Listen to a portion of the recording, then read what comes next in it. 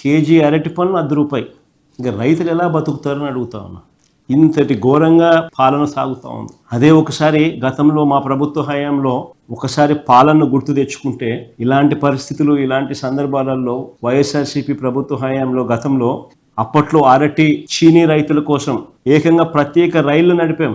అనంతపురం నుంచి ఢిల్లీకి, తాడిపత్రి నుంచి ముంబైకి, నంద్యాల కర్నూలు నుంచి గజియాబాద్కు, లక్నోకు ప్రత్యేక రైళ్లు నడిచినాయి.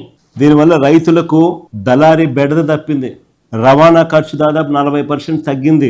ఎక్స్పోర్ట్స్ సైతం పెద్ద ఎత్తున అవైలబిలిటీ లేకొచ్చింది. మా ప్రభుత్వం రాకమునుపు అరటి ఎక్స్పోర్ట్స్ 23,000 టన్స్ ఉంటే మా ప్రభుత్వం 23-24కి వచ్చేసరికి 3 లక్షల టన్నులు ఎక్స్పోర్ట్స్ అరటి. ఇది ఎక్కడ 23,000, ఎక్కడ 3 లక్షల టన్నులు. చంద్రబాబు నాయుడు అనే వ్యక్తి ఏం చేస్తా ఉన్నాడని అడుగుతా ఉన్నా. నిద్రపోతున్నాడా?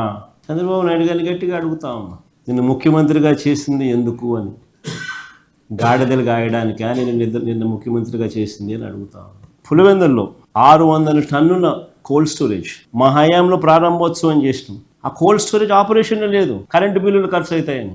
That is the flight of farmers. ఈరోజు ఆంధ్ర రాష్ట్రంలో రైతుల పరిస్థితి అంత దయనీయంగా ఉంది. రైతులకు ఇచ్చిన ప్రతి మాట మోసంగానే తయారైపోయింది. రైతుల బ్రతుకులు అగమ్య గోచరంగా తయారయ్యాయి. ఈ క్రాప్ వ్యవస్థ తెరమరుగైపోయింది.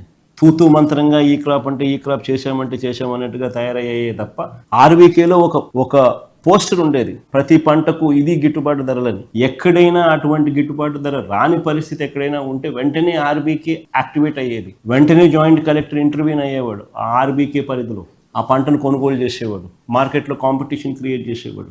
దాదాపుగా 7,457 కోట్లు ఖర్చు చేసినాం మేము మార్కెట్ ఇంటర్వెన్షన్ ఫండ్.